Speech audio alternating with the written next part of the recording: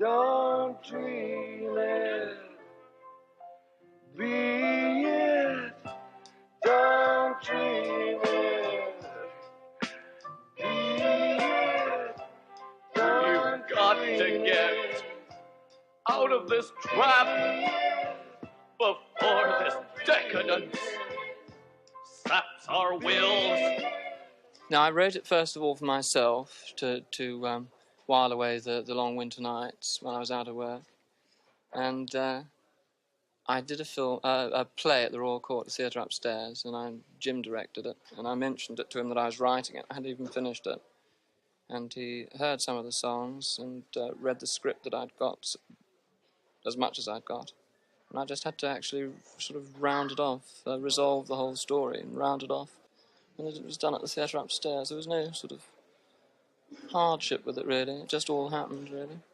Well, I mean, the excitement to me of the film very much was in the fact that for once there wasn't, something that was created by a very small group of people, which was then taken over by a sort of massive concern and sort of pulped out. But that in fact the people that originally created it and the actors had a lot to do with the, creating the original role. That we've kept the sort of basic core of the original people through the various sort of transformations as the sort of monster has grown.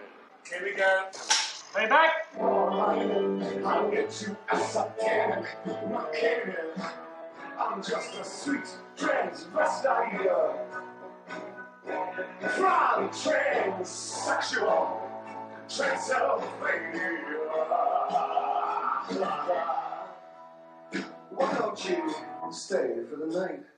Or maybe a bite to eat. I could show you my favorite obsession. I've been making a man with blonde hair and a tan, and he's good for relieving my tension. I'm not setting out to shock anybody, really. But then again, I never have been, but I seem to have in various other things that I've done. The fact that Frankenstein is now wearing a corset might sort of keep them entertained long enough. I play Frankenfurter. He is a kind of new variation on the mad scientist of horror films that we all know and love. Riff Raff, my character's paranoia. I mean, everyone sort of recognises, it's that, when are you going to build me a new body, master? Stuff. It is parody, but it also, I play it and think it as a kind of grisly reality.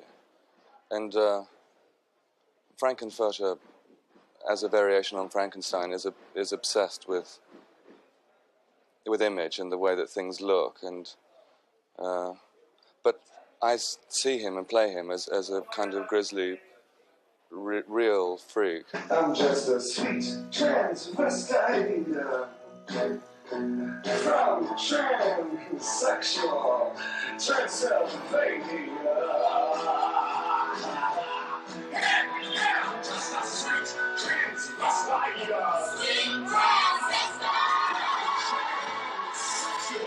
You've scarce been out of drag now for about close on 3 years. How sick of you are you of the part? How much now do you want to escape? Well, it's sort of like Topsy, really. I mean, it's just growed, and one has to sort of go with it, really.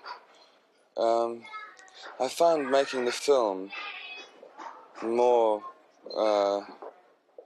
annoying in that way than doing the play, because if you do the play, it's just 2 hours a day, and that you're actually in it doing it, and the rest of the day you're yourself. You're yourself.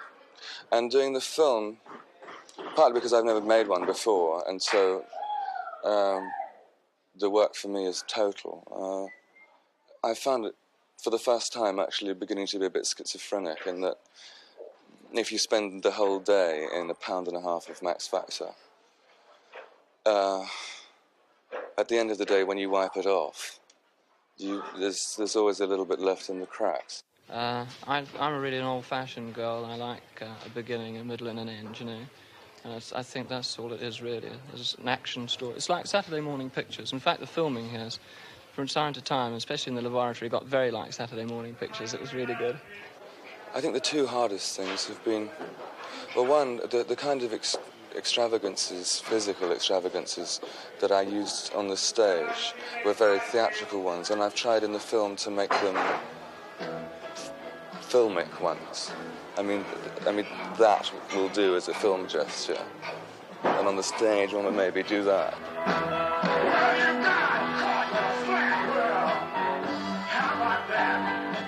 Well, babies, don't you panic.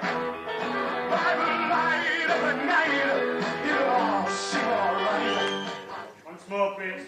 And what he's done in the music is, I think, something quite extraordinary, which is very similar to the actual plot, and that he's taken elements from many other things. He's taken sort of certain 50s elements, certain 60s elements, and put them together, but actually come out with something that's sort of completely unique. I'm not a good musician, but I think that might be a strength because it stops you being clever, because I know a lot of musicians socially, and I know a lot of them sort of quite envy the way, I mean, not badly, but they do envy the way that I can knock out a simple tune, you know, because I like all artists are concerned with technique, and the technique, I think, sometimes gets in the way, you know.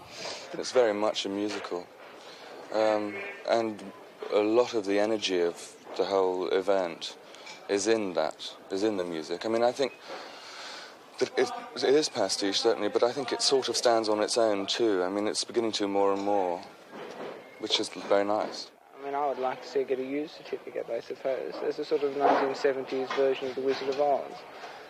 I don't really mind what happens to it, as long as people remember it. And I always used to say, when I went to California, to LA, to watch them getting ready for the show over there was one or two of the actors that had no idea of the genre. And I used to say, when you're acting, it's just B-movie acting. And when you're singing, it's your rock and roll dreams come true.